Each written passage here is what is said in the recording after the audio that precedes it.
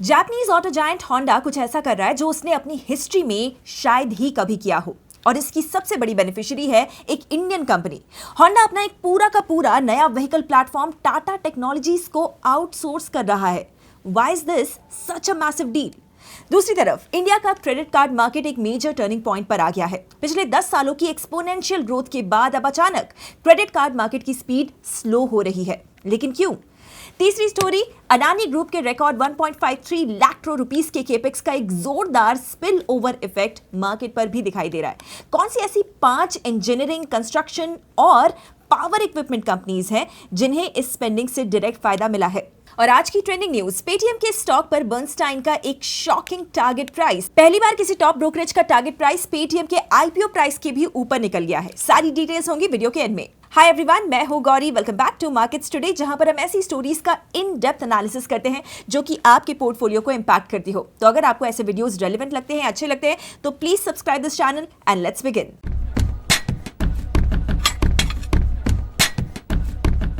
पहली स्टोरी में Japanese auto giant Honda motor reportedly एक एंटायरली न्यू व्हीकल प्लेटफॉर्म का डेवलपमेंट टाटा टेक्नोलॉजीज को आउटसोर्स कर रहा है। ट्रेडिशनली होंडा अपने कोर व्हीकल प्लेटफॉर्म्स का डेवलपमेंट खुद या फिर अपने एस्टैब्लिश्ड सप्लाई नेटवर्क के थ्रू ही करता रहा है। ऐसे में पूरा व्हीकल प्लेटफॉर्म एक इंडियन इंजीनियरिंग कंपनी को आउटसोर्स करना उनके प्रोडक्ट डेवलपमेंट अप्रोच में एक एक्सट्रीमली सिग्निफिकेंट शिफ्ट है। इसकी टाइमिंग और अर्जेंसी को भी समझना काफी जरूरी है। साल 1948 में अपनी फाउंडेशन के बाद पहली बार होंडा ने एनुअल लॉस रिपोर्ट किया है। कंपनी ने कुछ प्लान्ड ईवी प्रोग्राम्स को शेल्फ कर दिया है और अब अग्रेसिवली कॉस्ट को कट करने और साथ ही व्हीकल डेवलपमेंट को फास्टर बनाने पर फोकस किया जा रहा है। यहां पर होती है टाटा टेक्नोलॉजीज की एंट्री।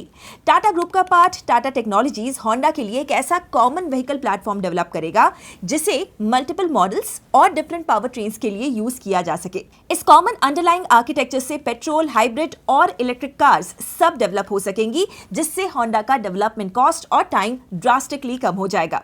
होंडा के लिए इसका एक और इंपॉर्टेंट एंगल इंडियन मार्केट का है। होंडा इंडिया को की मार्केट मानता है, पर उनका मार्केट शेयर पिछले 10 सालों से 7% के पीक से गिरकर अब 2% से भी नीचे आ गया है।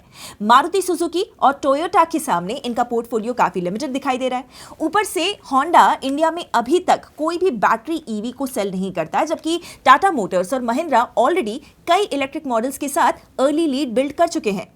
ये डील सिर्फ टाटा टेक और होंडा तक लिमिटेड नहीं है। इसके पीछे एक बड़ा ट्रेंड भी है, जहां पर मर्सिडीज बेंज, बीएमडब्ल्यू और अब होंडा जैसे ग्लोबल ऑटोमेकर्स इंडियन इंजीनियरिंग टैलेंट को लेवरेज कर रहे हैं, making India the new global automotive engineering hub. Overall ये प्रोजेक्ट सिर्फ होंडा की अग्रेसिव रिकवरी का प्लान नहीं है, बल्कि टाटा टेक्नोलॉजीज के एग्जीक्यूशन कैपेबिलिटीज के लिए भी एक अल्टीमेट ग्लोबल लिटमस टेस्ट है। क्या आपको लगता है कि टाटा टेक्नोलॉजीज इस ग्लोबल पार्टनरशिप से Indian engineering research and development sector को एक नए लेवल पर ले जा पाएगा?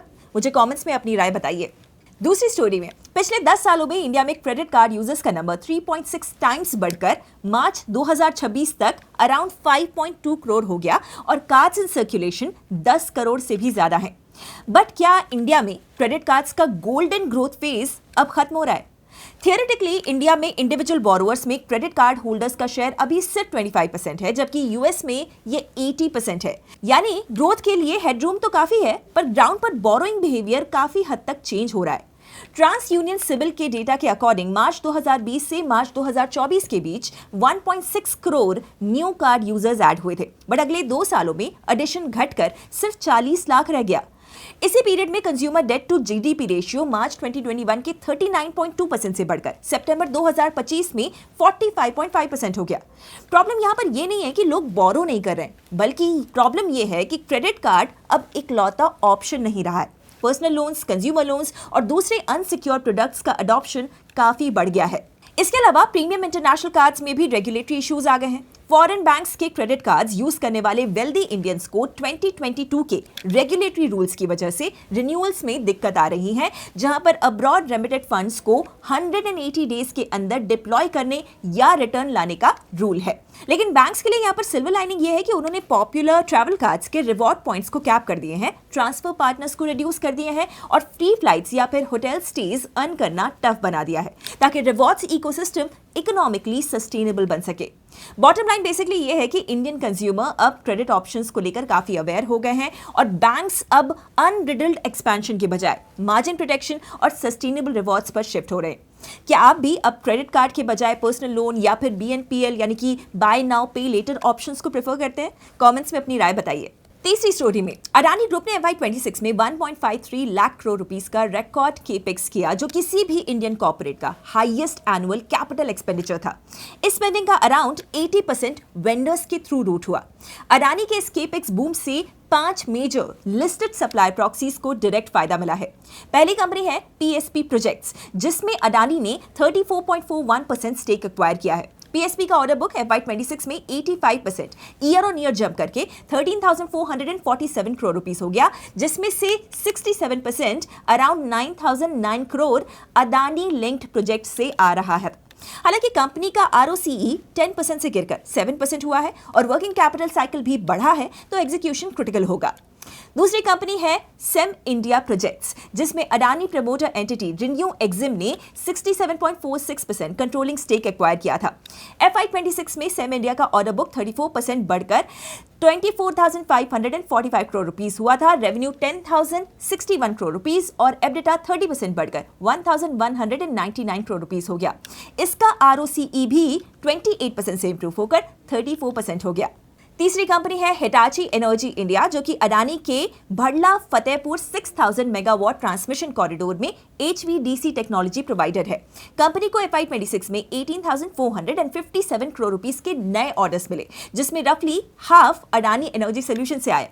रेवेन्यू 28% बढ़कर 8,148 करोड़ रुपीस और एबिटा डबल से ज्यादा होकर 1,253 करोड़ रुपीस हो गया। चौथी कंपनी BHEL है। FY26 में अडानी ग्रुप से BHEL का रेवेन्यू अराउंड 6,673 करोड़ रुपीस था, जो BHEL की टोटल सेल्स का नियरली 1/5 यानी कि 20% है। पांचवी company GE Vernova T&D India है, जो कि FY26 में इसका ऑर्डर इनफ्लो 14,776 करोड़ रुपीस रहा, जिसमें AESL लिंक्ड कॉन्ट्रैक्ट्स अराउंड 8,000 से 10,000 करोड़ रुपीस अकाउंट करते हैं। इन 5 प्रॉक्सी स्टॉक्स में से आपको किसका ऑर्डर बुक और एग्जीक्यूशन सबसे ज्यादा स्ट्रांग लगता है? नीचे कमेंट सेक्शन में जरूर बताइए। अब हम आते हैं आज की ट्रेंडिंग न्यूज पर। ग्लोबल ब्रोकरेज फर्म बर्नस्टाइन ने पेटीएम स्टॉक पर अपना टारगेट प्राइस उसके IPO प्राइस 2,150 रुपीस के भी ऊपर सेट कर दिया है। ईयर 2021 के IPO के बाद हेवी करेक्शन देखने वाले स्टॉक के लिए ये एक मैसिव सेंटिमेंट शिफ्ट है। बर्नस्टाइन का ये बुलिश व्यू पेटीएम के core payments business, financial services growth और इंप्रूविंग प्रॉफिटेबिलिटी पर बेस्ड है। उन्हें ऐसा लगता है कि मर्चेंट पेमेंट्स, लेंडिंग और ऑपरेटिंग लेवरेज के जरिए अर्निंग्स एक्सेलरेशन देखने को मिलेगा। अर्लियर बर्नस्टाइन ने पेटीएम को आउट परफॉर्म रेटिंग के साथ 1,500 रुपीस का टारगेट दिया था। पेटीएम के लिए IPO प्राइस पर वापस जाना एक मैसिव कमबैक स्टोरी होगी। अगर आप जानना चाहते हैं कि बर्नस्टाइन पेटीएम में ऐसा क्या देख रहा है जो कि मार्केट मिस कर रहा है, तो कमेंट में लिखिए Paytm and we will cover it here.